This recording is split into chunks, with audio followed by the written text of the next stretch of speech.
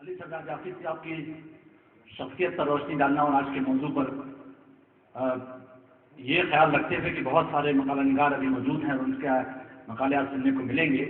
महमूद हसन साहब ने इतने कम वक्त में अपनी बात रखी। मैं उनका बेहद शुक्रिया अदा करता हूँ कि किसी भी महफिल में, चाहे वो सेमिनार हो, मुशायरा हो या इस तरह की जो भी महफिल होती है, उसमें सबसे अहम होता है माहौल।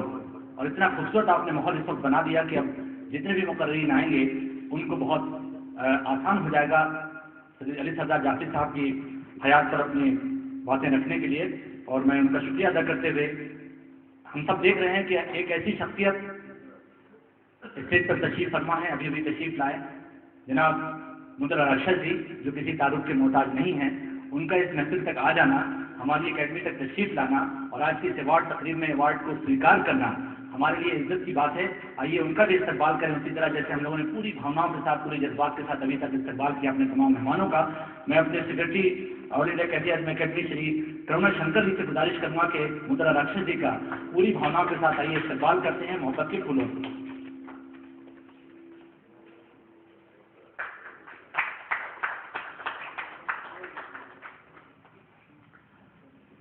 ये तो एक नमूना था इस तरह के अली सरदार जाफरी साहब पर बहुत सारे लोगों ने बहुत सारी चीज़ें लिखी हैं और जी तो यही चाह करता है कि इस तरह की चीज़ों को, इस तरह की तख्लीकों को हम सुने। इस वक्त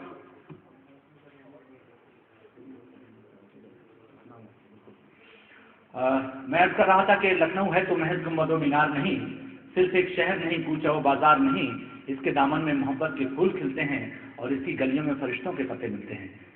लखनऊ की उन्हीं गलियों से एक फरिश्ते का नाम मैं लेने जा रहा हूँ जिसने आज की इस सेमिनार में भी अपनी मौजूदगी से इस बात का एहसास कराया है कि वो हमारी इस तहरीक, हमारी अकेडमी से कितनी मोहब्बत करती हैं।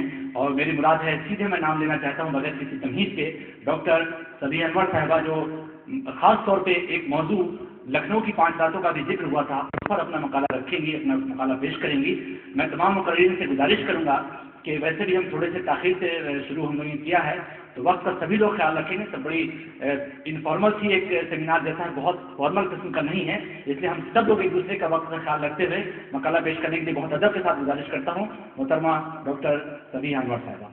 मोहतरम जनाब प्रोफेसर महमूद हसन साहब, मोहतरम मेहरबान बुजुर्ग अदीब मुदर्रा अरशद साहब, हैदर अब्बास साहब, जनाब प्रोफेसर शारिद साहब और सईद साहब, आज की चूँकि आज का ये जलसा, ये मीटिंग जो है वो तरक्की पसंद तहरीक से मुताल्लिक़ है और तरक्की पसंद तहरीक ने उस अहद के नौजवानों को किस तरह मुतासिर किया था और उनके दिल पे क्या बीत रही थी, उनके जहनों में क्या जुनून तारी था।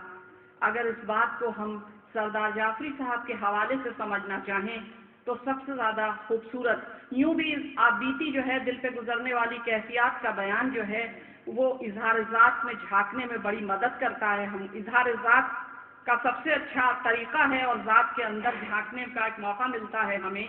लखनऊ की 5 रातें जो सरदार जाफरी साहब की तहरीर का एक बहुत खूबसूरत नमूना है और इसके ज़रिए हमें उस अहद के नौजवानों की तस्वीर देखने को मिलती है और मेरे ख्याल में जो आज का आपका मौजू है उससे मुताल्लिक़ है ये तहरीर। जैसा कि जाफरी साहब कहे, मैं उन्हीं की लाइनों से, उन्हीं की सत्रों से शुरू करती हूँ अपनी बात। उन्होंने अपनी बात शुरू की है हाथों की ताज़ीम के लिए, वो हाथ जो तख्लीक़ करते हैं, तख्लीक़कार हाथों के लिए। वो लिखते हैं, शुरू इस तरह से करती हूँ कि हाथों के बगैर न जंग मुमकिन है, न अमन, मोहब्बत मुमकिन है, न नफरत। यही हाथ गले में हिमायल होते हैं, यही एक दूसरे को छू कर दिल की धड़कनें तेज कर देते हैं। साज में सोए हुए नगमे इन हाथों से ही बेदार होते हैं।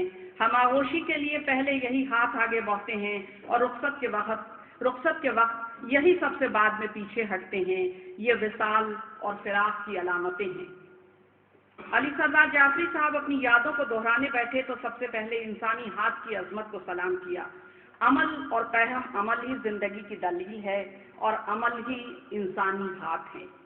अली सरदार जाफरी के सवानही मज़ामीन या बिखरी हुई यादें लखनऊ की 5 रातें में यकजा किए गए मज़ामीन का मजमुआ है, जिसमें 5 दूसरे मज़ामीन भी शामिल हैं। ये किताब माजी और गुजरे हुए वक्त का बयानिया है। यादों को दोहराना एक बहुत मुश्किल अमल है।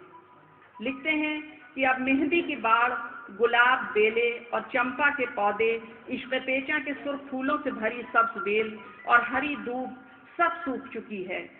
बाग एक मैदान में तब्दील हो चुका है। गुलमोहर के पेड़ अब भी हैं, लेकिन अब वो बूढ़े हो चुके हैं और उनमें फूल नहीं आते। कभी कभी कोई भूली भटकी कली झांकती है, वरना बस शाखों के सूखे हाथ हवा में फैले हैं, भूखे भिखारियों की तरह, जिन्हें कोई भीख भी नहीं देता। सोई हुई यादों को जगाना ही आप बीती कहलाता है, मगर आप बीती सुनाना हर एक के बस की बात नहीं। जिंदगी जैसी गुजरी सबने देखी, मगर दिल पे क्या गुजरी ये बताना बहुत मुश्किल काम है। वक्त के गहरे समुंदर में डूबे हुए जहाजों के साथ यहाँ क्या क्या दफन है, लखनऊ की 5 रातें इसी का बयान है। सरदार जाफरी कहते हैं, कहकहों के मुरझाए हुए फूल, आंसुओं के जमे हुए मोती, अबरुओं की टूटी हुई कमानें, रुखसारों की बुझी हुई शमें और किताबों के फटे हुए वरक़, इल्म शऊर, रश्क व हसद, मोहब्बत और नफरत, हिमाकत और रऊनत सब एक दूसरे के गले में बांधे डाले हुए हैं। आज ये बताना बहुत मुश्किल है कि किसने क्या सिखाया, किसने क्या असर डाला। शऊरी असरात और गैर शऊरी असरात के दरमियान लकीर खींचना बहुत मुश्किल होता है। यादों को दोहराना, गुजरी बिखरी बातों को समेटना, सजाना इंसानी हाफिजे का पसंदीदा काम है। इस भागती दौड़ती दुनिया में जहाँ किसी चीज़ को करार नहीं, कोई बाएतिबार नहीं, इंसान का सबसे बड़ा सरमाया उसकी यादें होती हैं। सरदार जाफरी के मज़ामीन का मजमुआ लखनऊ की 5 रातें सिर्फ सरदार जाफरी की यादें नहीं हैं, ये हिंदुस्तान की आज़ादी की जद्दोजहद की दस्तावेज भी हैं। ये रातें नौजवानों, आज़ादी के मतवालों और दीवानों के सर पर छाई हुई अंधेरी रातें हैं। अंधेरी रातें, गुलामी, जबर और इस्तिबदाद की रातें, मगर ये रातें आने वाले दिनों की नवेद हैं। बेहतर जिंदगी की रोशन राहों को उजालने वाली सुबहों की खबर देती हुई रातें। सरदार जाफरी इन रातों के हवाले से लिखते हैं, वो तमाम रातें हमारे जिस्म, हमारे दिल, हमारी रूह में जज्ब हैं। बेमानी, फजूल, तूफानी रातें, मगर इनसे मानी और मकसद के सितारे झांक रहे हैं। जब हम दिन को बाहर निकलते तो वो रातें हमारे साथ साथ चलती, लोग मुड़ मुड़ कर हमें देखते, आपस में इशारे करते। यही वजह है कि इन रातों की फिजा ही दूसरी है। इन रातों की सरशारी और बेचैनी में हमें हिंदुस्तानी नौजवान के दिल की वो धड़कन सुनाई देती है, जिन्हें महफूज करने में तारीख के सफात भी कासिर रहे हैं। लिखते हैं कि जब 1938 में मैं लखनऊ आया तो मजाज वहाँ पहले से मौजूद थे। लखनऊ की फिजा में एक नई आज़ादी का एहसास था। 1937 में कांग्रेस की नई वजारत बनी थी। हम लोगों ने अपने सरों पर गांधी टोपी को कुछ और तिरछा कर लिया था। डॉक्टर अलीम और अहमद अली लखनऊ यूनिवर्सिटी में पढ़ाते थे। डॉक्टर रशीद जहां, जिन्हें प्यार से सब रशीदा आपा कहते थे, डॉक्टरी करती थीं, अफसाने लिखती थीं और तमाम नौजवानों से शफकत से पेश आती थीं। कभी कभार इलाहाबाद से सज्जाद ज़हीर, डॉक्टर अशरफ और डॉक्टर अहमद भी आ जाते थे। नौउम्र तरक्की पसंदों की ये टोली अजीबोगरीब जिंदगी बसर कर रही थी। हमारे 4 मशगले थे: तालीम, अदब, सियासत और आवारागर्दी। इस एतबार से हम मुख्तलिफ औकात में मुख्तलिफ मुकामात पे पाए जाते। एक सिरे पर फिरंगी महल था, जिसके रोशन ख्याल और खुश अखलाक उलमा से नहायत अदब से इंतहाई बेबाक बहसें करते। दूसरे सिरे पर रेडियो की मशहूर गाने वाली गौहर सुल्तान का घर था, जिसे हम खराबात कहते थे। और इन दोनों सिरों के दरमियान नेशनल हेरल्ड, पानियर, हिंदुस्तान, नया अदब के दफातर थे। यूनिवर्सिटी के वाइस चांसलर शेख हबीबुल्लाह का घर था। प्रोफेसर डीपी मुखर्जी का कुतुबखाना, YWCA का खूबसूरत हाल, जहां माया सरकार शमा महफिल हुआ करती। और यूनिवर्सिटी की लड़कियों का एक कैलाश हॉस्टल था, जहां हर साल होली खेलने पर जुर्माना होता। और न जाने कितने काफी हाउस, रेस्टोरेंट और मैखाने थे। ये सारी गुजरगाहें कूचे याद से होती हुई जिंदा की तरफ जा रही थी, जिन दीवारों के पीछे से सुबह आज़ादी का उजाला धुंधला धुंधला नजर आ रहा था, और इसकी दिलफरेबी हमारी आंखों को दावत नज़ारा दे रही थी। हमारी बगावत का अंदाज रूमानी और इंफरादी था, जिसमें सबसे हसीन पैकर मजाज की दिलावेज शख्सियत थी। मजाज की ये शख्सियत ان کی نظم آوارہ اور اندھیری رات کا مسافر میں موجود ہے، اور اس کے جلوے ان راتوں میں بکھر گئے ہیں۔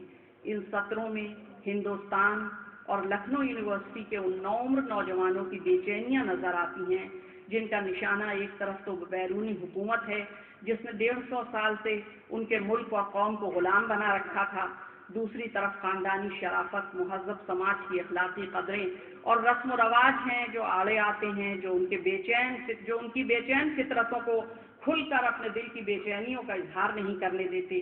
یہ وہ نوجوان ہیں جو اپنی منمانی کے لیے الگ الگ راستے نکالتے ہیں، صاف ستھرے ڈرائنگ روم میں بیٹھ کر بیڑی پیتے ہیں، چوراہوں پر کھڑے ہو کر سیاسی تقریریں کرتے ہیں، علماء اور پروفیسروں سے ٹیڑھے میڑھے مباحثے کرتے ہیں۔ مباحثے کرنا ان کی بے چین روحوں کو تسکین فراہم کرتا ہے۔ چونکہ اکثر انگریز، اس میں ایک واقعے کا ذکر بھی دلچسپ ہے، چونکہ انگریز اکثر اپنے کتے کا نام ٹیپو رکھتے، اس لیے ایک کتا پالا گیا اور اس کا نام نیلسن رکھا گیا۔ گزری ہوئی بے چین راتوں کی خاکستر سے سردار جعفری نے لکھنؤ کی جن 5 راتوں کا انتخاب کیا ہے، یہ راتیں ماضی کے اندھیروں میں چمکتی دکھائی دیتی ہیں۔ سردار جعفری کی یہ تحریریں 5 راتیں مجاز کی شوخیوں، شرارتوں، غیر معمولی ذہانتوں سے بھی روشن ہیں۔ یہ وہ تصویریں ہیں جو جواں مرگ ہر دل عزیز شاعر کا حقیقی رخ ہمارے سامنے رکھتی ہیں۔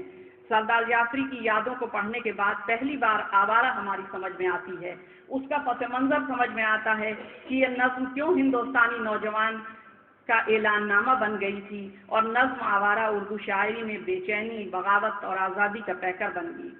آوارہ اس نظم کا کمال ہے کہ اس نظم نے لفظ آوارہ کو نئی معنویت دی۔ کسی ترقی یافتہ زبان کی شاعری کو جس کی 500 سال کی شعری روایات ہوں، کوئی نیا تصور دے دینا آسان بات نہیں تھی۔ یہ وہ نظم ہے جس میں ذاتی غم اور انقلابی احساسات مل کر ایک ہو گئے ہیں۔ دل کی بے چینی اور بغاوت کا اظہار، اپنے اظہار کے نئے نئے طریقے تلاش کرتی۔ شام کے وقت سیر کے لیے حضرت گنج کا انتخاب اس لیے کیا جاتا کہ حضرت گنج کی سڑکیں اور دکانیں یونیورسٹی کے لڑکے لڑکیوں اور گورے ٹامیوں اور سپاہیوں سے بھری ہوتی۔ حضرت گنج کا مے فیئر سنیما ہال جہاں صرف انگریزی فلمیں لگتی تھیں، فلم کے خاتمے پر عین اس وقت جب انگریزوں کا قومی گیت گاڈ سیو دا کنگ بجتا، نوجوانوں کا گروہ انقلابی نعرے لگاتا۔ ایسی ہی ایک شام کی رویداد جعفری صاحب یوں لکھتے ہیں کہ ہم سڑک کے کنارے کھڑے تھے کہ نیلسن کے بھونکنے کی آواز آئی۔ ایک ٹامی جو نشے میں دھت تھا نیلسن کو اپنے بیت سے چھیڑ رہا تھا۔ ہم تینوں نے ایک ساتھ کتے کا نام لے کر اسے آوازیں دیں، نیلسن نیلسن۔ ٹامی کتے کو چھوڑ کر ہماری طرف لپکا۔ اتنی دیر میں ہمارے ایک بہت مضبوط قسم کے کشمیری دوست آ گئے جو اس وقت پانیئر اخبار میں کام کرتے تھے۔ ان کے اور ٹامی کے درمیان گھوسے بازی شروع ہو گئی۔ ہمارا کشمیری دوست چک ہر گھوسے پر نیلسن کا نعرہ بلند کرتا اور کتا اپنا نام سن کر اور زیادہ بھونکتا۔ گھوسے بازی کا مقابلہ آدھے گھنٹے تک جاری رہا۔ ہم پہلے ہنس رہے تھے مگر پھر معاملہ سنگین ہو گیا۔ بیچ بچاؤ کی کوششیں ناکام تھیں، نہ ٹامی کا ہاتھ رکتا نہ چک کا ہاتھ۔ لیکن دیکھنے کے قابل عالم مجاز کا تھا۔ وہ گھوسے بازی کی گت پر چٹکی بجا بجا کر ناچ رہا تھا اور لہک لہک کر اپنے نامکمل گیت کے مصرے دہرا رہا تھا۔ بول اری او دھرتی بول، بول اری او دھرتی بول، راج سنگھاسن ڈاما ڈول۔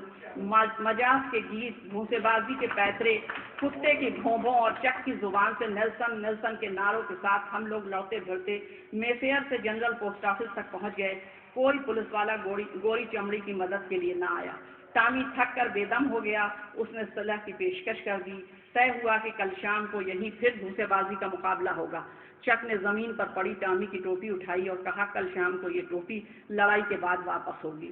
دوسرے دن شام کو وہ ٹامی نہیں آیا۔ ہم لوگ انتظار کر کے کافی ہاؤس چلے گئے اور نیلسن کو ٹوپی پہنا کر کرسی پہ بٹھا دیا۔ اس واقعے کے 7-8 برس بعد 15 اگست سن 47 کو مجاز میں خوشی سے ناچتے ہوئے اس ٹامی کی میلی کچیلی پرانی ٹوپی نکالی اور سر پر رکھ کر ترچھی کر لی۔ پھر وہ چٹکی بجا بجا کر ناچ رہا تھا۔ گیت کے بول پورے ہو گئے تھے۔ بول اری او دھرتی بول، راج سنگھاسن ڈاما ڈول۔ یہ آرزوؤں اور حوصلوں سے معمور راتیں ہندوستانی نوجوانوں کے ولولوں اور جوش کی راتیں ہیں۔ یہ شاعر شہر نگارہ مجاز کی راتیں ہیں۔ یہ سردار جعفری کی بے چینی کی تصویر ہے، ان دنوں کی تصویر ہے جب وہ کہتے ہیں کہ پورا دن گزر جاتا اور کھانا تو کیا سگریٹ تک نصیب نہ ہوتی۔ ہمارا نوکر بھی ہمارے ساتھ فاقے کرنے کا عادی ہو گیا تھا۔ اس سے اندازہ لگایا جا سکتا ہے کہ دن کتنے سخت تھے اور راتیں کتنی نامہربان۔ مجاز کے گھر کھانا مل سکتا تھا، مگر وہاں جانا خطرے سے خالی نہ تھا، کیونکہ مجاز ایک ہفتے سے گھر سے غائب تھے اور ان دنوں کا حساب دینے کو تیار نہ تھے۔ سردار جعفری صاحب لکھتے ہیں کہ شام ڈھل کر جوان ہو گئی تھی اور فضا میں رات کی رانی کی خوشبو پھیلی ہوئی تھی۔ سڑک سنسان تھی، سبط حسن خاموش تھے۔ یہ اس زمانے کی روداد ہے جب دوسری عالمگیر جنگ چھڑ چکی تھی۔ روز ہڑتالیں ہوتی، یونین آفس میں بیٹھ کر ہڑتال اور احتجاج کے نقشے تیار ہوتے۔ تعلیم کا نقصان نہ ہو اس لیے طریقہ یہ نکالا گیا کہ جس دن کسی قومی رہنما کی گرفتاری ہو تو دن کے 12 بجے یونیورسٹی میں سیٹیاں بجنے لگتی۔ ہر کلاس میں طالب علم اٹھ کر کھڑے ہو جاتے، پڑھائی بند ہو جاتی، 5 منٹ تک سب کھڑے رہتے، سیٹیاں بجتی۔ ان راتوں میں ایک رات ایسی بھی تھی جب سردار جعفری کے الفاظ میں اسی شام میٹنگ کے بعد میں گنگا پرساد میموریل ہال کی سیڑھیاں اتر رہا تھا تو CID انسپکٹر نے مجھے گرفتار کر لیا۔ شام ہوتے ہوتے مجھے ڈسٹرکٹ جیل میں منتقل کر دیا گیا۔ میں پہلی بار زندہ کی بھوری اداس دیوار میں مغرور سلاخیں دیکھ رہا تھا جو میرے چاروں طرف کھڑی تھیں۔ اس رات میں نے محسوس کیا کہ گومتی کتنا خوبصورت لفظ ہے، لکھنؤ میں کیا لطافت ہے، اس کے علاقوں کے نام کتنے رومانٹک ہیں، قیصر باغ، حضرت گنج، چاند باغ، بادشاہ نگر، ڈالی گنج، خوشبو، پھول، خوبصورت چہرے، بے فکری، بے قراری، ملک کی آزادی کی لگن اور اندیکھی انجانی دنیا کی ذہنی تلاش، اور اس جذبے میں شاعری، سیاست، عشق سب مل کر ایک ہو گئے۔ یہ میری زندگی میں جیل کی پہلی رات تھی، لکھنؤ کے ہلکی گلابی جاڑوں کی سینکڑوں راتوں کی طرح ٹھنڈی اور خوشگوار رات۔ دیکھ آ کر پوچھے چاہتے گریباں کی بہار۔ لکھنؤ کے راوی کے حوالے سے ان مضامین میں چہروں کا ایک ہجوم ہے، جانے پہچانے معصوم اور رحیم چہرے۔ یہ عاشق ہیں، یہ رقیب ہیں، بہتر دنیا کی تلاش میں سرگرداں ہیں۔ سردار جعفری نے ان سب کو یکجا کر کے جدوجہد آزادی کی ایک ایسی تصویر پہ رنگ بھرا ہے جو صرف ایک حساس شخص، ذہین فنکار اور آزادی کا مطالعہ کر سکتا ہے۔ آزادی ان سب کی محبوبہ ہے، کسے کے کشتہ نشد از قبیلہ مانیس۔ ان تمام راتوں کے بیان میں بے شمار راتوں کے ہجوم میں لکھنؤ کی سرگرمیاں اور بے چینیاں ہیں۔ لکھنؤ کی 5 راتیں سردار جعفری کی یادوں کے ہجوم کا نام ہے۔ بکھری ہوئی یادوں کو سمیٹنے کی ایک کامیاب کوشش ہے، کیونکہ اس میں وہ حرارت اور بے چینی اور وہ سرکشی سمٹ آئی ہے جو سردار جعفری اور ان کے ساتھیوں کا امتیازی نشان رہی ہے۔ بہت بہت شکریہ۔